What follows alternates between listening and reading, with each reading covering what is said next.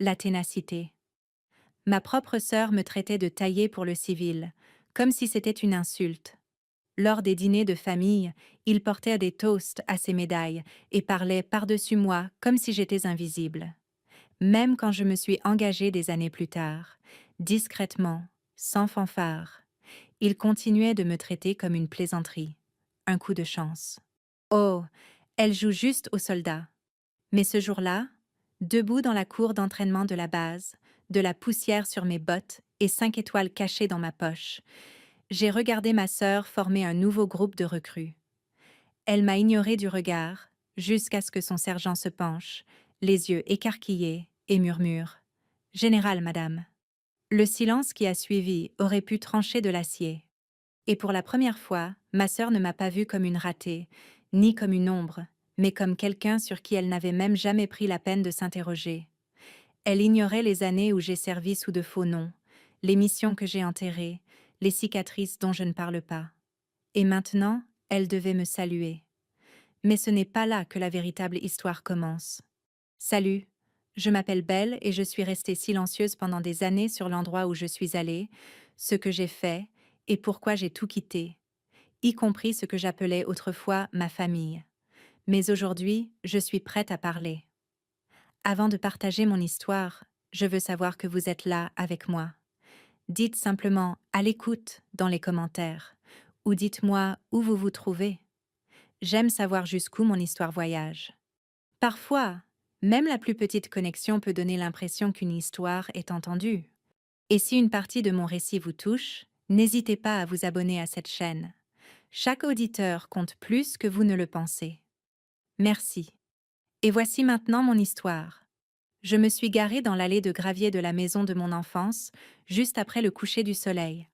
La lumière du porche vacillait comme elle l'avait toujours fait, et la boîte aux lettres des Huxley penchait toujours un peu vers la gauche, tout comme les opinions politiques de mon père et le menton de ma mère lorsqu'elle désapprouvait quelque chose. Spokane était calme, et dans ce quartier, le jugement était un silence pesant. Tout le monde savait tout, surtout sur les échecs comme moi. L'invitation, si on pouvait l'appeler ainsi, venait de ma mère, un SMS d'une seule ligne, sans émotion comme d'habitude. Viens pour la fête, ne t'habille pas bizarrement. Pas de tu nous manques. Pas de comment vas-tu?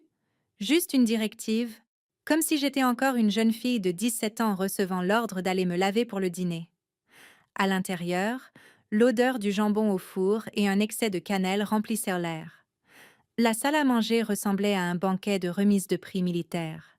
Des bannières, des programmes imprimés et même une affiche artisanale qui disait « Félicitations, lieutenant Mallory ». Personne n'a levé les yeux quand je suis entrée. Pas même Mallory. Je portais une simple chemise grise à boutons, rien de voyant, pas de médaille, pas d'insigne, juste assez neutre pour passer inaperçue. Mais je ne passais jamais vraiment inaperçue dans cette maison. J'étais tolérée comme un bruit de fond. Papa a été le premier à m'adresser la parole. « Qu'est-ce que tu fais de beau ces jours-ci » a-t-il demandé sans aucune inflexion, se tournant déjà vers Mallory avant que je ne puisse répondre. Il s'est lancé dans un récit sur ses notes exceptionnelles en stratégie de terrain et sur la fierté de ses instructeurs. Tante Kendra est intervenue depuis l'autre bout de la table, son verre de vin déjà à moitié vide. « Tu ne faisais pas semblant d'être serveuse avant? On dirait que tu es devenue pro, hein ?» J'ai souri, calme et chirurgicale. Je suis plus douée pour jouer la comédie maintenant. Ça a fait mouche. Une frappe nette, subtile, polie. Le genre qui ne laisse pas d'échymose mais qui fait mal jusqu'à l'os. Plus tard, alors que les toasts commençaient, tout le monde levant son verre à Mallory, on m'a demandé, sans ironie, d'aller chercher plus d'eau et des fourchettes supplémentaires. Personne n'a proposé de m'accompagner. Personne n'a demandé si cela me dérangeait. On supposait simplement que j'étais l'intruse, le reste, celle qui avait échoué. J'ai accompli la tâche silencieusement, me laissant guider par le rythme de ma vieille mémoire musculaire. Chercher, verser, revenir, observer. Et pendant tout ce temps, je me souvenais du moment, il y a 10 ans, où j'avais disparu de cette maison, brisée par quelque chose que je ne pouvais même pas nommer à l'époque. J'avais renoncé à une bourse complète après une dépression que personne n'avait vue. Personne n'avait posé de questions. Ils appelaient cela de la faiblesse, un échec personnel. Mais aucun d'entre eux ne savait que 3 semaines plus tard, je m'engageais sous un contrat secret dans le renseignement militaire. Mon nom a été effacé des registres de West Point, mon identité masquée derrière des codes et des serveurs mandataires. Je n'ai pas disparu. Je suis passé dans l'ombre. De retour à la table, je me tenais là, mal à l'aise.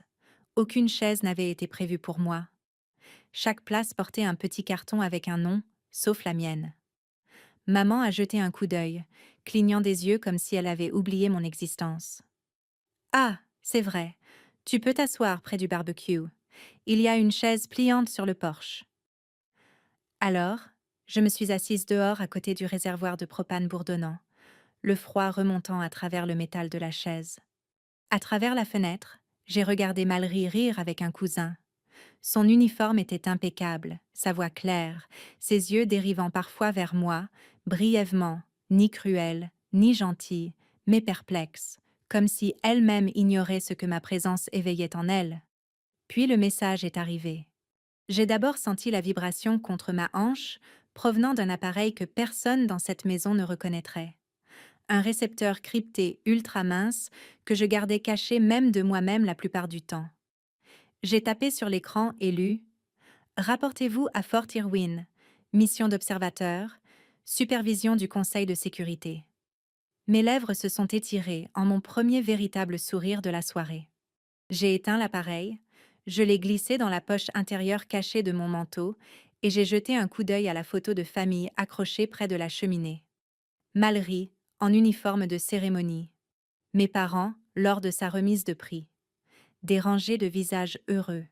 Pas une seule photo de moi. Pas un seul cadre sur ce mur de souvenirs mis en scène ne contenait mon image. Mais ce n'était pas grave, car un jour, quand la bonne personne inclinerait la tête et me saluerait selon mon véritable grade, chaque cadre de cette maison devrait être réorganisé.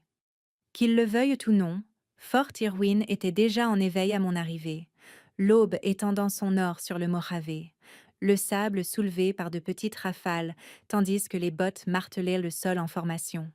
La cadence des exercices résonnait comme un hymne de guerre. Je me suis garée juste à l'extérieur de la zone d'observation et j'ai franchi la porte latérale, vêtue d'une veste noire impeccable, d'un pantalon tactique et de mon badge de visiteur standard clipsé proprement à mon revers. Le badge ne portait aucun grade, aucune unité, juste une étiquette de série avec une clé de cryptage que seules 3 personnes sur la base pouvaient décoder. Je n'étais pas là pour être vue. J'étais là pour observer. L'unité de Mallory était alignée sous le regard acéré du sergent-instructeur Jason Bruckner. Je me souvenais du nom. La légende racontait qu'il avait un jour réprimandé un lieutenant-colonel parce qu'il avait mal plié ses manches. Maintenant, il aboyait des ordres d'une voix de gravier et de poudre à canon, arpentant les rangs alors que les recrues se mettaient au garde-à-vous. Je suis restée au 2e rang des gradins réservés aux invités, profil bas derrière 2 entrepreneurs civils et une employée administrative qui ne cessait de regarder sa montre. Puis, c'est arrivé. Les yeux de Bruckner ont balayé les gradins. Ils sont passés sur tout le monde jusqu'à ce qu'ils s'arrêtent sur moi. Il s'est arrêté en plein milieu d'un pas. Ses épaules se sont raidies et, d'un mouvement rapide, il s'est tourné et a marché directement vers moi. La foule s'est agitée, incertaine. Les recrues ont fait une pause, s'attendant à une correction brutale. Au lieu de cela, Bruckner s'est arrêté à 2 pieds devant moi, s'est mis au garde-à-vous et a levé la main dans un salut parfait. « Général Huxley, madame, je n'avais pas été informé de votre présence. » Le silence a saisi l'air comme un étau. Chaque cadet s'est figé. Chaque officier a bougé nerveusement. Et Mallory, debout au centre de la formation, a lâché son fusil d'entraînement. Il a heurté le sol avec un fracas qui a brisé le calme du matin.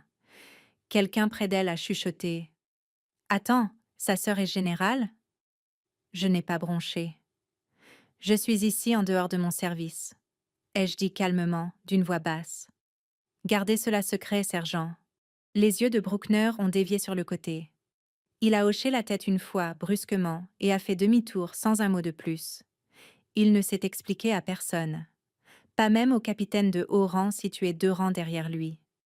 Les exercices ont repris, mais l'atmosphère sur le terrain avait changé. Les regards se tournaient vers moi. Des murmures se faufilaient dans les rangs comme le vent dans les hautes herbes. En milieu de matinée, j'avais quitté la base par une porte latérale, mais les retombées se propagèrent déjà. La nouvelle s'est répandue plus vite que le protocole ne pouvait le contenir. Les rumeurs tourbillonnaient dans les réfectoires et les casernes. Une générale non répertoriée, le fantôme d'un programme dont personne ne parlait. La femme qui sortait de nulle part et faisait saluer Bruckner. Le nom de Mallory vibrait d'une énergie nouvelle. Elle n'était plus seulement la recrue vedette. Elle était la sœur mystérieuse de quelqu'un d'intouchable. Ce soir-là, Mallory était assise sur sa couchette, sa camarade de chambrée ronflant déjà. Son visage était encore rouge suite au barrage de questions. « Est-ce que tu savais que ta sœur est dans le renseignement? Est-ce qu'elle fait des opérations secrètes ?»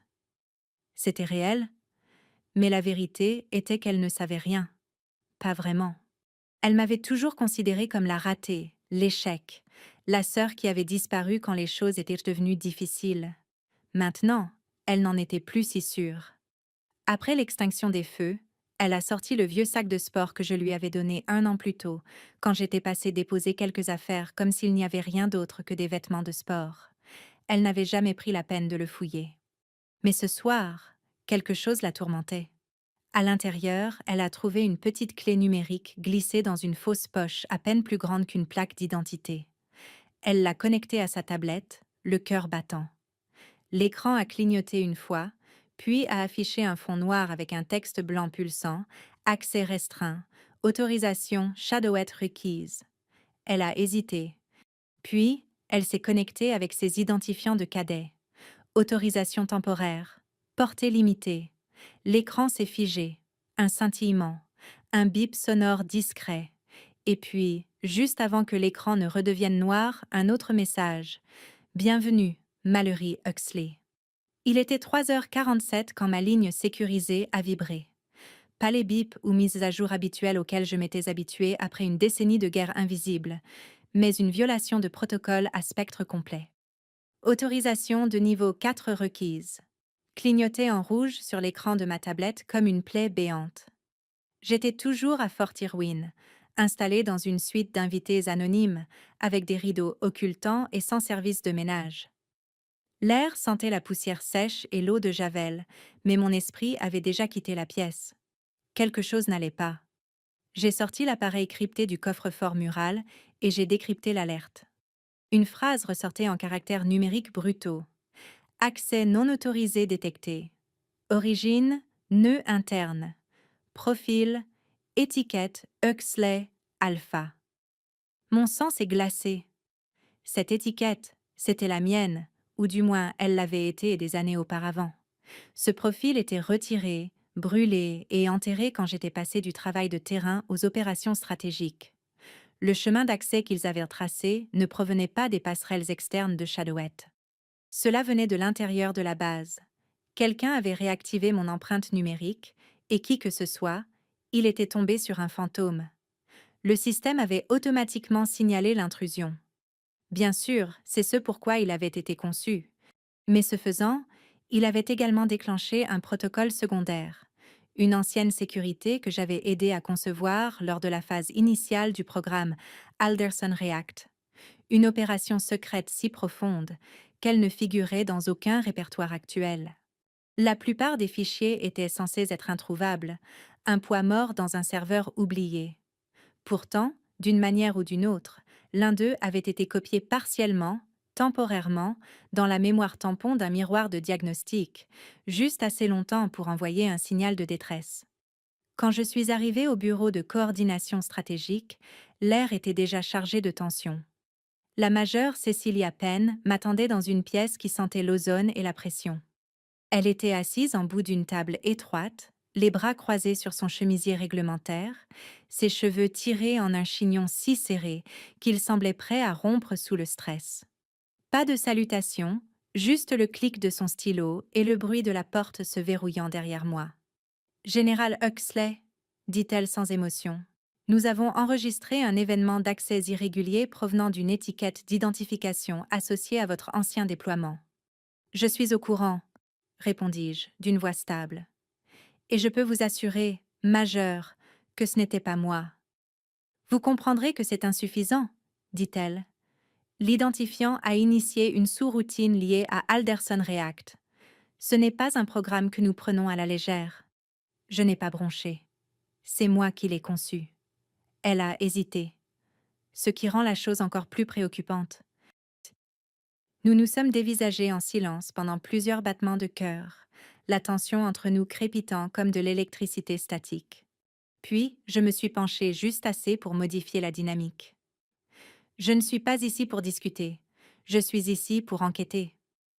Donnez-moi accès aux journaux de traçage. Je trouverai la faille moi-même. Ses yeux se sont rétrécis.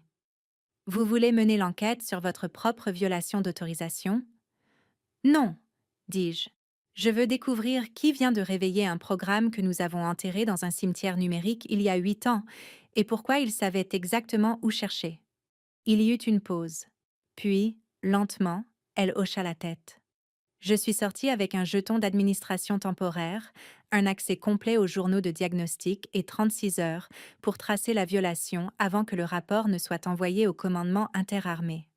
J'avais déjà une théorie. De retour dans ma suite, j'ai lancé une requête silencieuse dans les métadonnées du point d'accès activé. L'empreinte numérique était incomplète, nettoyée, brouillonne, mais restait familière. Elle avait été générée à partir d'un appareil que je n'avais pas vu depuis des années, un appareil que je portais sur le terrain et que j'avais caché dans un sac de sport que j'avais autrefois donné à Mallory. Mon estomac s'est noué. Elle n'avait aucune idée de ce qu'elle avait touché. Aucune compréhension de la tombe silencieuse sur laquelle elle venait de marcher. Mais cela n'avait plus d'importance maintenant. Le système n'avait aucune pitié pour l'intention.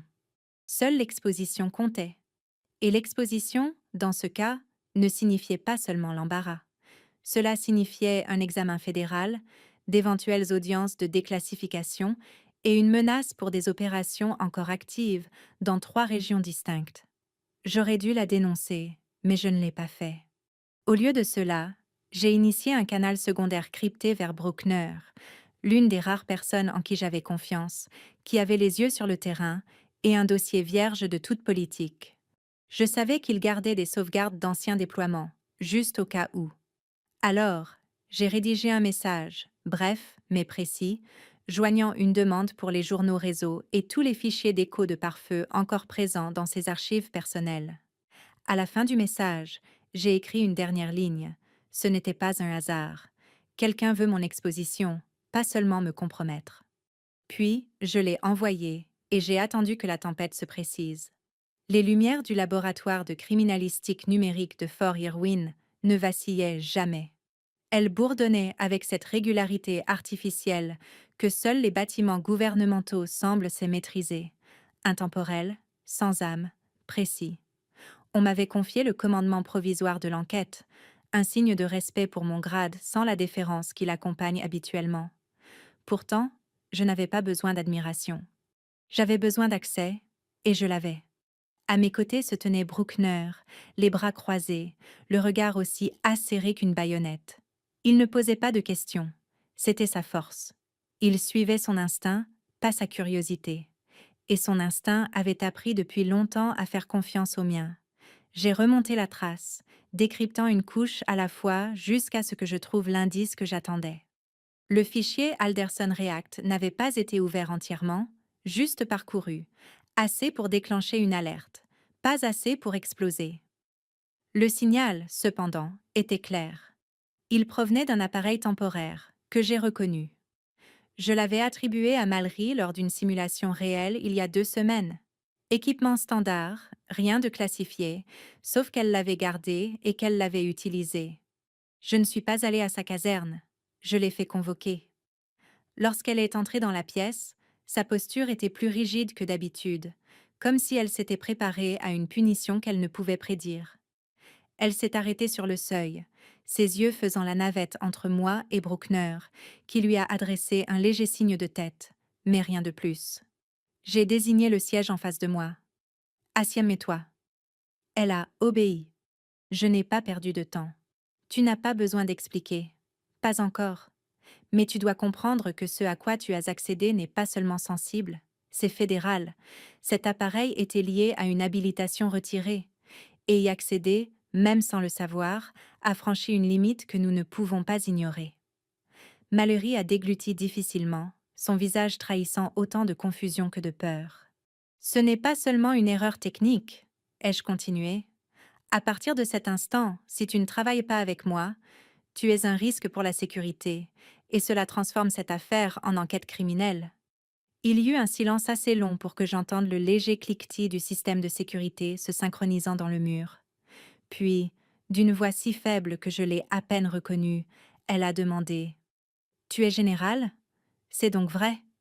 Je n'ai pas répondu. Elle s'est penchée légèrement en avant. « Tu ne nous l'as jamais dit. Tu ne me l'as jamais dit. Je voulais juste savoir quelle part de toi nous n'avions jamais vue. » Ma réponse est sortie plus doucement que je ne l'aurais voulu. Parfois, se cacher est le seul moyen de survivre quand personne ne veut vous voir. Ses épaules se sont affaissées. Elle n'a pas discuté. C'était nouveau. Je ne l'ai pas dénoncé. Au lieu de cela, je lui ai dit « Tu viens avec moi. Tu vas m'aider à nettoyer ça personnellement. » Bruckner regardait, les bras toujours croisés. Son silence n'était pas un signe d'approbation, mais ce n'était pas non plus un désaccord. « Si elle foire, dit-il, aucune de vous ne remettra les pieds au commandement. Tu le sais, n'est-ce pas ? » « Je le sais, répondis-je. Alors, nous avons formé un trio, plus par nécessité que par confiance, et avons commencé à remonter la violation. Nous avons fouillé les journaux, interrogé d'anciens chemins de serveurs, et suivi les routes des paquets de données comme des chiens de chasse sur une piste. Cela a pris des heures, et enfin, nous l'avons trouvé. Le serveur qui relayait la chaîne de fichiers corrompus avait été infecté il y a 5 ans. Un implant discret enterré dans des secteurs à faible trafic, juste assez profond pour passer inaperçu. J'ai reconnu le modèle de cryptage. C'était un travail signature, et il provenait d'une unité autrefois supervisée par un ancien officier des opérations réputé pour ses méthodes douteuses, Nathan Croft. Il avait été réaffecté après l'échec d'une mission conjointe au Koweït, officiellement pour des violations de protocole, officieusement, on parlait de sabotage tactique, de corruption et d'extraction de données non autorisées. Il a disparu avant que quiconque ne puisse prouver quoi que ce soit. Et apparemment, il a laissé quelques bombes derrière lui. Nous nous sommes adossés à nos chaises, la réalisation nous frappant de plein fouet. Ce n'était pas un accident, a marmonné Bruckner. Quelqu'un a planté ce verre. Il y a 5 ans, dis-je, ce qui signifie que cela va bien plus loin que Mallory. Elle a fait sauter un fil. Mais le champ de mine est là depuis le début. Sur le chemin du retour du laboratoire, Bruckner a rompu le silence avec une histoire que je ne m'attendais pas à l'entendre raconter. Il y a eu cette nuit, dit-il, les yeux toujours fixés devant lui, près de la rivière Denista. Une jeune unité, à peine formée, 7 recrues, à peine l'âge légal, s'est retrouvée coincée entre 2 positions avancées lors d'une reconnaissance. Tir ennemi des 2 côtés. Les supérieurs ont ordonné la retraite. Il fit une pause. Elle n'a pas écouté. Ta sœur a signé l'annulation de l'ordre seule. Elle y est retournée pour eux. La mâchoire de Mallory s'est crispée, ses yeux étaient écarquillés. Pas de renfort, pas d'ordre, juste elle et 2 infirmiers. Elle a ramené les 7. Elle m'a regardé comme si elle découvrait quelqu'un de nouveau. Comme si le masque que je portais depuis que j'avais mis les pieds à ce dîner de famille se fissurait enfin. Et pour une fois, elle n'avait pas l'air en colère. Elle avait l'air étrange. De retour au bureau, nous avons fixé la dernière ligne du rapport de traçage. Nœud source serveur, C17, dernier administrateur, N, Croft, transféré, mention effacée. Le jeu venait de changer. Ce n'était plus une question de Mallory. C'était maintenant de savoir qui avait laissé la porte ouverte et pourquoi il voulait que je la franchisse. Le bourdonnement de la salle des serveurs s'est estompé alors que la porte se refermait derrière nous. Dehors, le soleil commençait sa lente brûlure vers midi, mais à l'intérieur des murs de Fort Irwin, Le temps était dicté par les données, les codes, les journaux et les pistes cryptées. Mallory était assise en face de moi, silencieuse, mais alerte, sa posture moins défensive qu'auparavant. Bruckner était appuyé contre la console, les bras croisés, écoutant toujours, même lorsqu'il prétendait s'en moquer. Tu veux savoir qui est Croft? Demandai-je en l'observant attentivement. Tu veux comprendre pourquoi ce n'est pas juste un bug de plus dans le système? Mallory hocha lentement la tête. Je me suis tournée vers le terminal et j'ai ouvert une archive de dossiers classifiés que je n'avais pas touchés depuis des années. Hiver 2018, commençai-je. Europe de l'Est. Nous étions intégrés à Kanderlin, une unité conçue pour des missions de confinement stratégique le long de frontières instables. Croft était aux commandes. Sur le papier, il était brillant, décoré. Sous la surface, c'était un homme de sang-froid, obsédé par le contrôle, paranoïaque à l'idée d'une infiltration d'insurgés. Les sourcils de Mallory se sont froncés. Il y avait un petit village. Nous avions reçu des renseignements sur un informateur potentiel là-bas. Un seul. Croft n'a pas hésité. Il a ordonné un nettoyage complet. Pas un confinement, une purge. Pas de mandat, pas de confirmation, juste de la fumée et de l'acier. Des civils. Je me suis interrompue.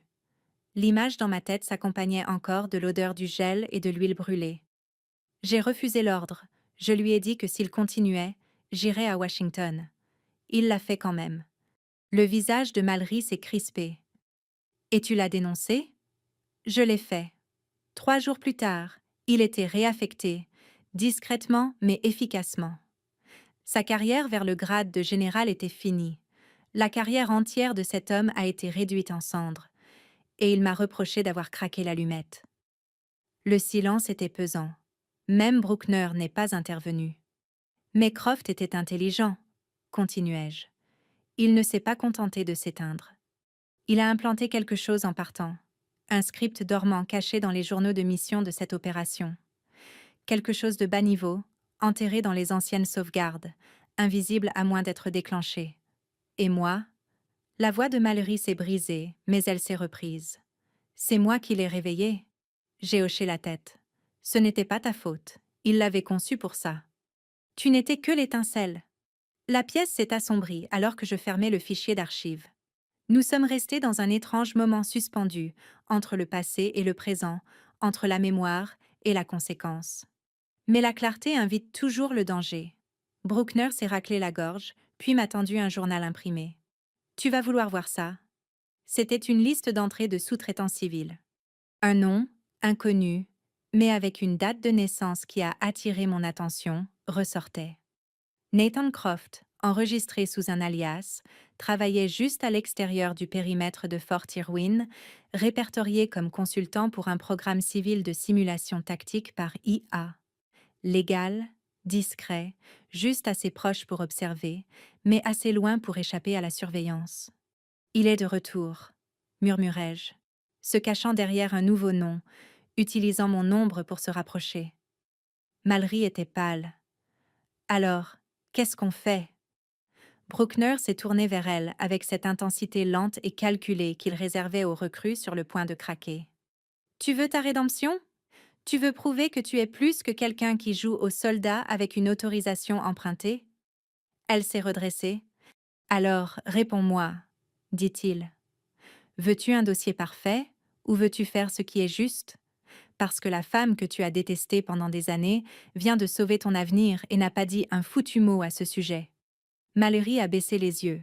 Pas de réplique, pas d'excuse, juste un changement discret dans sa posture. Une lente expiration, le début de quelque chose de tacite.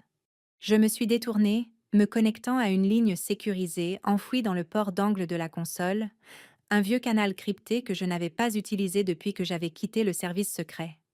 J'ai tapé le message lentement, délibérément. Le fantôme est de retour. Il utilise mon ombre. Je suis prête à en finir.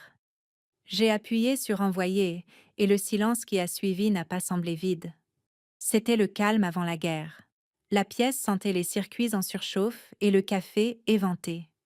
Minuit était passé depuis longtemps, mais aucun d'entre nous n'avait quitté son poste. Les terminaux de commandement pulsaient d'une lumière douce, et l'air à l'intérieur du centre technique de Fort Irwin était chargé de quelque chose qui allait au-delà de la tension. C'était l'anticipation d'un effondrement. Des chiffres défilaient sur la console principale à une vitesse que je n'avais pas vue depuis des années. Des chaînes de code se transformant en chaos. Mallory se tenait à proximité, les bras croisés sur sa poitrine. Bruckner restait silencieux près de la porte, scannant les moniteurs comme s'il s'agissait d'un terrain ennemi. Je me suis penchée sur le terminal, les yeux plissés. « Ce n'est pas seulement un pic de données, dis-je. C'est un protocole de violation. » Puis ça a frappé. Des lignes de code se répliquant comme une traînée de poudre, déchirant les données compartimentées. L'attaque n'était pas seulement aléatoire, elle était délibérée. Les fichiers extraits n'étaient pas génériques, c'étaient des schémas de défense stratégiques, anciens mais toujours actifs dans les cadres de simulation. Et chacun d'eux portait mon nom, mon approbation, ma signature de commandement issue de missions datant de plus d'une décennie. L'implication ne pouvait être plus claire. Quelqu'un essayait de me faire passer pour une traîtresse. L'alarme au plafond a clignoté en rouge et en quelques minutes, un avis est tombé. Avec effet immédiat, mon accès était suspendu dans l'attente d'une enquête. J'étais classée comme menace interne de niveau 1. Je n'ai même pas bronché. Bruckner a serré la mâchoire mais n'a pas parlé. Mallory m'a regardé, puis a regardé l'écran, avant de s'avancer comme si une mèche venait de s'allumer dans sa poitrine. Elle s'est précipitée dans le couloir adjacent où un panel d'officiers supérieurs se rassemblait, convoqués par les alertes de sécurité rouge. Sans avertissement ni hésitation, elle a pris la parole. « C'est moi qui l'ai fait, » dit-elle. Sa voix n'a pas tremblé. La violation initiale, l'extraction de fichiers, c'était moi. J'ai utilisé un vieil appareil que Bell avait laissé. Je ne savais pas ce que j'ouvrais. Je voulais des réponses, et j'ai été stupide. La pièce est devenue silencieuse. Les yeux de Mallory brûlaient d'une émotion brute. Je pensais qu'elle était partie, qu'elle avait abandonné la famille, l'honneur, tout. Mais j'ignorais que c'était elle qui payait le prix pour des gens qui ne méritèrent pas son silence. Pendant une longue seconde, le silence a régné, non pas un silence froid, mais respectueux. Même les officiers les plus sceptiques ont bougé légèrement. Je les regardais, non pas comme un problème à gérer, mais comme la première personne depuis des années qui voyait le prix que j'avais payé sans exiger de reçu. Puis la console a retenti à nouveau. Plus de violations, cette fois-ci via une liaison montante externe, pas seulement des données. Le virus visait des voies de commandement secondaires, commandement de drones simulés, jeux de guerre. Croft avait attendu ce moment. Il s'était servi de l'erreur de Mallory comme point de rupture, et maintenant il piratait un système capable de contrôler des milliers d'exercices autonomes. « Ce n'est pas fini, » dis-je en bougeant rapidement. Verrouillées ou non, je connaissais les portes dérobées. Toutes n'étaient pas documentées. Certaines relevèrent de l'instinct. J'ai sorti une clé sécurisée de ma poche, la même que j'avais construite à l'époque de Conderline. Une sauvegarde miroir d'un ancien sous-réseau de simulation avec un correctif critique dont Croft ignorait l'existence. Je l'ai branché sur un terminal non assigné et j'ai contourné l'unité centrale du système. J'ai saisi la séquence de code manuellement, les doigts volant sur les touches. L'écran s'est divisé, 2 ports, un réel, un appât. J'ai lancé une matrice de commande fantôme, une interface LEUR conçue pour imiter la structure de contrôle des drones, mais fournissant de fausses données. Le virus, cherchant le cadre familier, a mordu à l'hameçon. Je l'ai vu. L'interface distante de Croft s'est allumée. Il s'était exposé pour contrôler le nettoyage final. « Je te tiens », murmurai-je. Le signal a renvoyé vers une adresse IP locale, un bloc de logement civil juste à l'extérieur de la zone. Bruckner n'a pas attendu. En mouvement. En moins de 5 minutes, du personnel armé, de la police civile associée à une équipe tactique, a perquisitionné le bloc. Croft a été trouvé dans un nœud de commandement improvisé. Pas de garde, pas de renfort, juste lui, entouré de disques clignotants et de données volées. Alors qu'on lui passait les menottes, il s'est tourné vers moi, le visage tordu par un sourire qui n'atteignait jamais ses yeux. Tu penses toujours que la conscience suffit pour survivre? A-t-il demandé. Tu aurais dû être oublié. Je me suis approchée, assez près pour que lui seul puisse m'entendre. Les gens oubliés ne déclenchent pas d'interrupteur de sécurité. Ils ne réécrivent pas les règles. Il a ri d'un rire sec et amer, mais cela n'avait pas d'importance. C'était fini pour lui. Et pour la première fois depuis des années, j'ai ressenti quelque chose de plus profond que le soulagement. Je me sentais prête. La pièce était plus froide que prévu. Pas physiquement, mais de cette façon dont une salle d'audience vous glace le sang. Pas à cause des murs, mais à cause du poids de ce qui allait être dit. Le tribunal s'est réuni dans le hall principal du secteur du commandement occidental. Des panneaux de bois tapissaient les murs comme dans un musée de guerre. Derrière le banc surélevé siégeait un colonel, un agent de liaison du renseignement militaire et 2 officiers supérieurs de la division de cyberguerre. Tous les regards, sévères et impartiaux, étaient bons fixés sur moi. Mallory était assise à ma gauche, les épaules carrées, la mâchoire serrée. Bruckner se tenait près du podium des témoins, illisible comme toujours. Croft, en civil, mais dégageant toujours la déchéance d'un uniforme bafoué, avait déjà commencé son témoignage. Il a déroulé une copie d'un rapport de mission de l'opération Candor. Sa voix était calme, clinique, répétée. Dans cette section, dit-il en soulignant un paragraphe, nous notons une interruption de communication. Pendant ce temps, la majeure Bell Huxley a omis de divulguer des pertes non combattantes.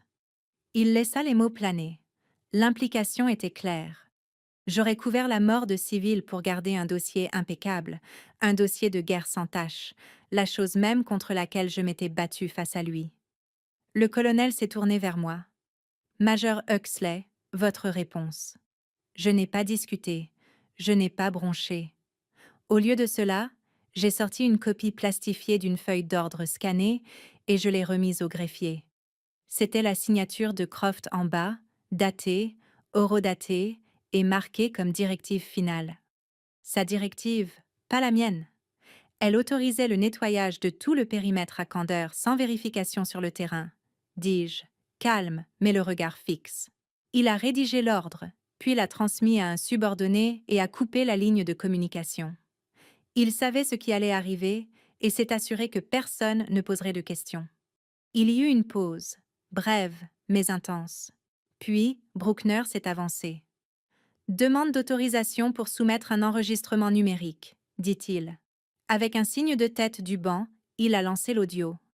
Ma voix, plus jeune de 5 ans, mais tranchante comme l'acier, a résonné. Cessez le feu.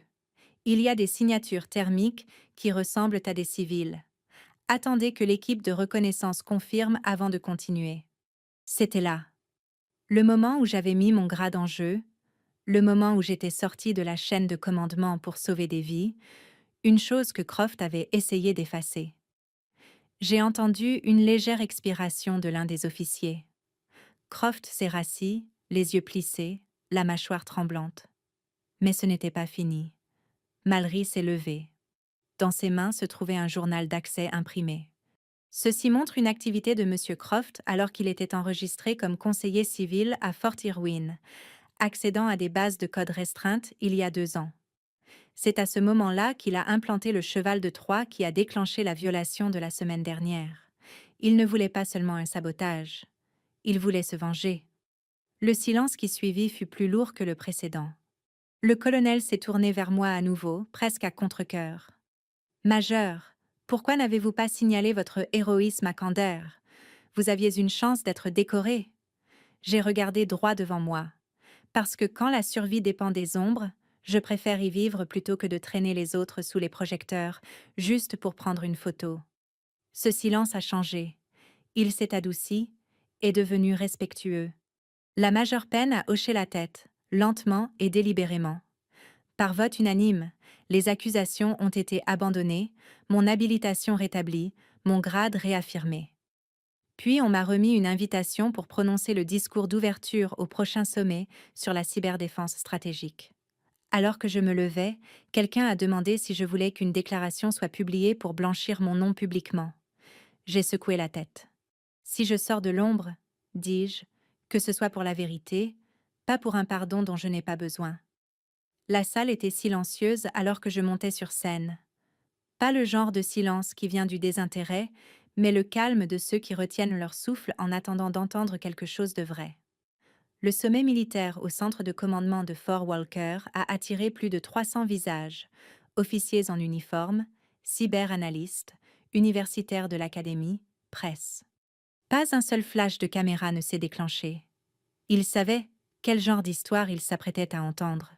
Je portais mon uniforme de cérémonie, impeccable et boutonné, mais sans aucune médaille. La seule chose derrière moi sur le projecteur était une unique ligne de texte. Le courage dans l'ombre, survivre à la guerre numérique et aux vieux fantômes. Je ne me suis pas raclé la gorge. Je n'ai pas souri. Je n'ai pas commencé par un titre ou une biographie. Je n'ai jamais échoué, dis-je. J'ai simplement choisi de vivre là où personne n'applaudit pour ce qui est juste. L'atmosphère a changé, chaque dos s'est redressé.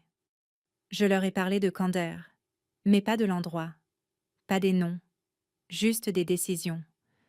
Le scan infrarouge qui montrait la silhouette d'un enfant près d'une fenêtre. La dispute avec le commandement. Le moment où j'ai tenu la radio et dit « Attendez ». C'est tout ce que j'ai dit. « Attendez ». Je leur ai dit ce que cette attente avait coûté.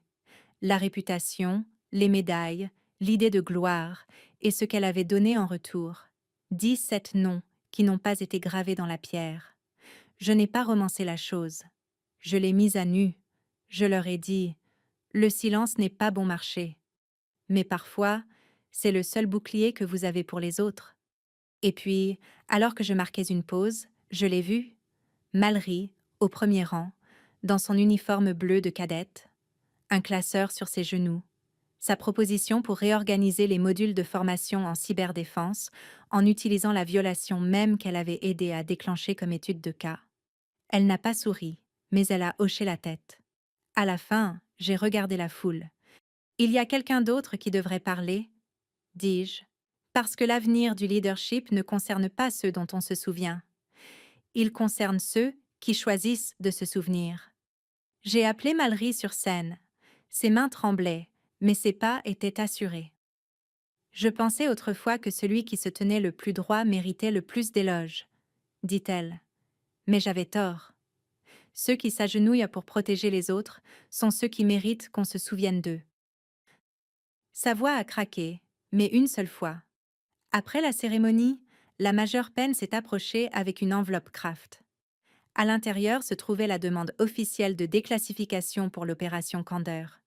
Cela placerait mon nom et ceux de mon unité dans les archives officielles, avec tous les risques que cela comportait. Elle n'a pas insisté, a simplement demandé « Voulez-vous que votre nom soit gravé dans la pierre, ou voulez-vous que les noms de votre équipe soient inscrits sur une liste de victimes collatérales ?» J'ai tenu le dossier et je lui ai rendu. Je ne brûlerai pas les autres juste pour éclairer mon propre nom, dis-je.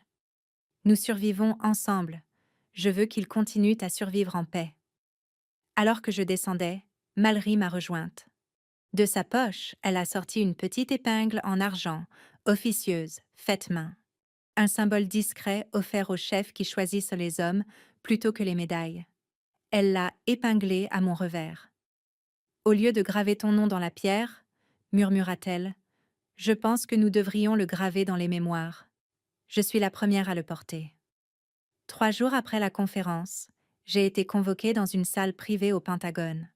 La majeure Penn et un agent de liaison des chefs d'état-major m'y attendaient. Sur la table se trouvait un dossier à mon nom, scellé par le sceau du département de la Défense. « Nous voulons vous honorer », dit Penn, « la véritable histoire de l'opération Candeur. Votre nom, votre image, une reconnaissance nationale. » Le général Reynolds, qui avait autrefois fait taire toute discussion sur Candeur, a ajouté « Vous seriez un symbole, pas seulement un soldat, un visage d'intégrité pour une nouvelle génération. » J'ai posé une seule question. Si j'accepte, les autres seront-ils exposés? Ils ont hésité. Reynolds a fini par hocher la tête. Il y a un risque. Le cryptage a ses limites. J'ai vu le visage de Stanton défiler dans mon esprit, vivant parce que j'avais désobéi aux ordres, vivant tranquillement dans l'Ohio sous un nom que personne ne connaît. Au lieu de répondre, je leur ai remis une lettre scellée adressée aux académies militaires. Si la prochaine génération a besoin d'une histoire, dis-je, c'est celle-ci qu'elle devrait entendre, sans mon nom. Dans la lettre, j'avais écrit « Quand la reconnaissance exige un projecteur, peut-être avons-nous oublié pourquoi nous avons choisi les ombres. » En sortant, j'ai croisé une jeune fille en uniforme du corps d'entraînement des officiers de réserve, lisant mon discours sur son téléphone. Elle a levé les yeux vers moi, sans aucun signe de reconnaissance. Et pourtant, j'ai souri. Dans la voiture, j'ai lu le message de Mallory. Tu n'es pas une légende. Tu es la raison pour laquelle je crois encore qu'il faut faire ce qui est juste. Et j'ai murmuré pour moi-même, je n'ai pas besoin d'une scène, juste de savoir que je suis restée fidèle à la raison pour laquelle je me suis levée en premier lieu. Une semaine plus tard, j'étais sur un tarmac tranquille à Spokane, regardant un C-130 faire chauffer ses moteurs. Une autre mission anonyme, un autre départ sans adieu. Mallory est apparue, impeccable en uniforme, sans maquillage, avec juste un unique badge argenté sur sa poitrine. Elle m'a tendu une petite boîte enveloppée dans du tissu d'uniforme. À l'intérieur se trouvait mon ancien insigne du commandement Phoenix, poli et restauré. « Je ne veux pas le porter, » dit-elle. « Je veux en être digne. » Je l'ai tenu dans ma paume, me souvenant du vœu silencieux de Stanton. Nous ne portons pas de nom, seulement le silence et la confiance. Elle m'a salué. Pour la toute première fois. J'ai répondu par une étreinte ferme. Pas de mots, pas de larmes, juste le vent balayant la piste. Avant d'embarquer, je lui ai laissé une lettre, lui disant « Ne l'ouvre que si tu oublies qui tu es ». Dans l'avion, j'ai sorti une vieille photo. Notre unité dans la neige. Pas de visage net. Juste une ligne écrite au dos. L'honneur ne vient pas du fait d'être vu. Il vient du respect de sa promesse, même quand personne ne se souvient que vous l'avez faite. Le jet a hurlé vers le ciel et depuis le cockpit, une ligne a résonné dans les communications. Mission vérifiée, code Phoenix. J'ai fermé les yeux, mes doigts posés sur l'insigne que Mallory m'avait rendu. Pas besoin de médaille, pas besoin de public, juste une vérité. Je marche toujours sur le chemin que j'ai choisi. Parfois, les victoires les plus puissantes sont celles que personne ne voit. La vraie force ne crie pas. Elle endure, elle pardonne et elle s'en va en paix. Dans un monde obsédé par la reconnaissance, choisir l'intégrité est une forme de bravoure silencieuse. Si cette histoire vous a touché, j'aimerais connaître votre avis. Laissez un commentaire, abonnez-vous et rejoignez-moi pour découvrir ensemble d'autres vérités cachées. Merci de m'avoir écouté.